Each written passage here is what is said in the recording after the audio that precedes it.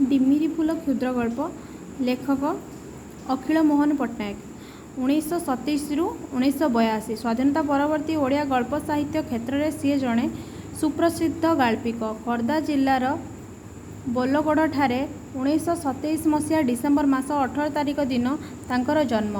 पिता तांकनिधि पट्टनायकर खोर्धा उच्च विद्यालय प्रधान शिक्षक सह जड़े प्रसिद्ध कथाकार थिले।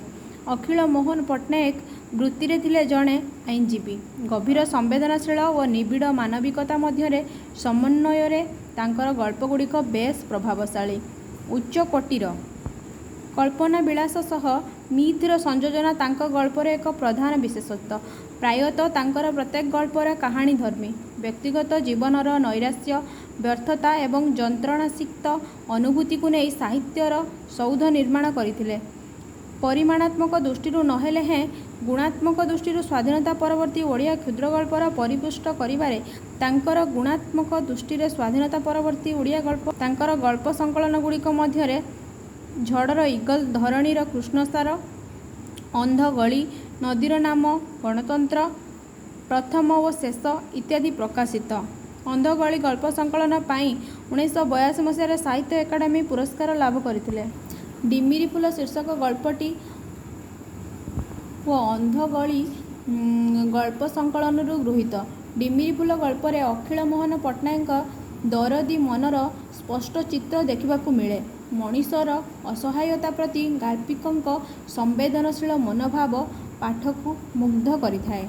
डिमिरी फूलर कथावस्तु जेकोसी कथावस्तु को नहीं क्षुद्र गल्प रचना करा जाय पारे। कथावस्तु बा आख्यान भाग जेते बलिष्ठ और रसमय हेबो ताहा पाठक माननकु सेते आमोदित करिवो। सेहीपरि एक रसमय कथावस्तु को नहीं डिमिरी फूल गल्पटी रचित होइछि।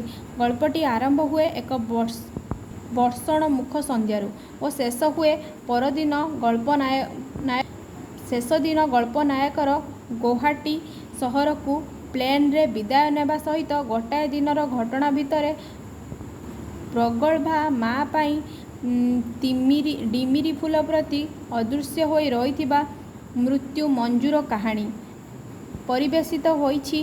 माँ पाई मंजू मरी भी बंचिबा पाई बाध्य गवेषणा करने बाध्य ए प्रकारर एक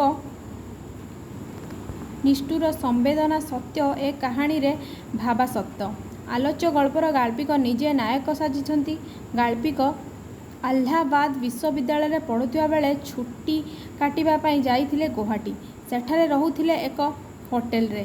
दिने संध्यारे होटेल रु फेरिबा समय रे आकस्मिक वर्षा हेबारु सी निकटरे थिबा एक घर बारंडा को आश्रय नेबा पई उठी जाइथिले। घरे केही नथिले। हठात घरर स्फटिक तले गोटाए गाड़ी अटकिछि ओ ओह्लाइले जड़े भद्र महिला। लेखकंकु संजय बोली संबोधन करी घर को डाकी कॉफी पीवा को देइछंती। कारण संजय चा पियंती नाही। पुणी आरंभ होइछि गल्प जार मुख्य भूमिका नेइछि मंजू। मंजू से ही भद्र महिला झियो। से बाहरे गवेषणा करुछि। घरू टंका पठा जाए। पाख कॉलेज पाठ पढ़ुथिबा बेले संजय और मंजू घर को आसंती किंतु एबे दूर रही रिसर्च करिबारु आउ घर को आसु नाही। भद्र महिला कथारे एते आंतरिकता थिला जे लेखक मना करी नाहंती जे से संजय नुहंती बोली। वर्षा बंद हेबा परे लेखक बाहरिबाकू लेखक बाहरिबारु भद्र महिला जोर करी गाड़ी रे पठाइले। ता परदिन होटेल टीव्यू रे 24 नंबर रूम रे जेउठी लेखक रहुथिले सेठारे पहुँचिले भद्र महिला स्वामी। भद्र व्यक्ति जनक निजर स्त्रीर भूल को परखिबा पाई चषमारे लेंसटी को भल भाव सफा करी लेखकों को चाहिए। भद्र व्यक्ति जनक जानती जे मंजू आउ दुनिया रे नाही।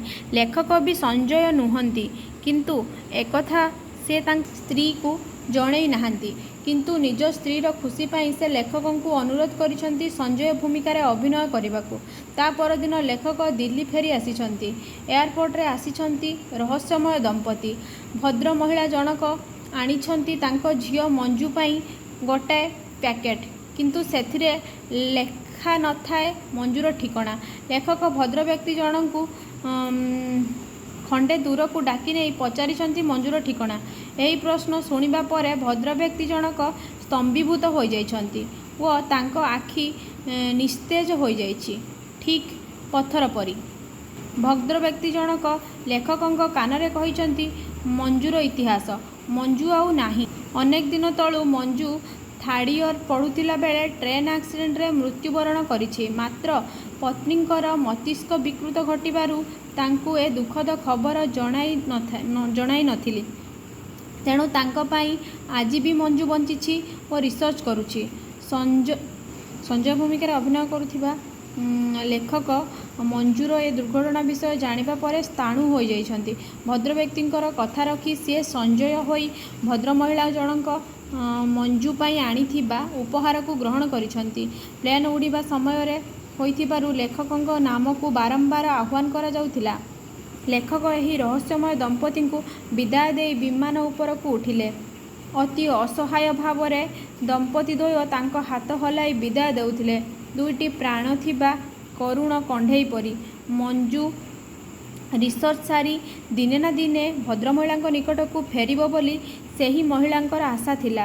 ଯଦିଓ ମଞ୍ଜୁ ଆଉ ନଥିଲା ଏ ଦୁନିଆରେ, ସେ ଦେଖିପାରୁ ନଥିଲେ ତାଙ୍କୁ, କିନ୍ତୁ ସେ ମଞ୍ଜୁକୁ ଉପଲବ୍ଧି କରିପାରୁଥିଲେ ନିଜ ହୃଦୟ ମଧ୍ୟରେ, ଠିକ୍ ଡିମିରିଟ୍ ଫୁଲଟିଏ ପରି। ଏହାର ବିଷୟବସ୍ତୁ ଭାବସତ୍ତ୍ୱ ଭିତରେ ନିଷ୍ଠୁର ମୃତ୍ୟୁ ପାଖରେ ଜୀବନର କରୁଣ ମଧୁରତା ଚିତ୍ର ପରିସ୍ଫୁଟନିତ କରିଛି। ପାଠକ ମଧ୍ୟ ଏହି ଚିତ୍ରର ଅଶ୍ରୁସିକ୍ତ ଭାବକ ହୋଇ ଉଠିଛନ୍ତି। ଜୟ ଜଗନ୍ନାଥ। ଡିମିରି ଫୁଲ କ୍ଷୁଦ୍ର ଗଳ୍ପର ଆମେ ଆଲୋଚନା କଲେ ତାର ବିଷୟବସ୍ତୁ।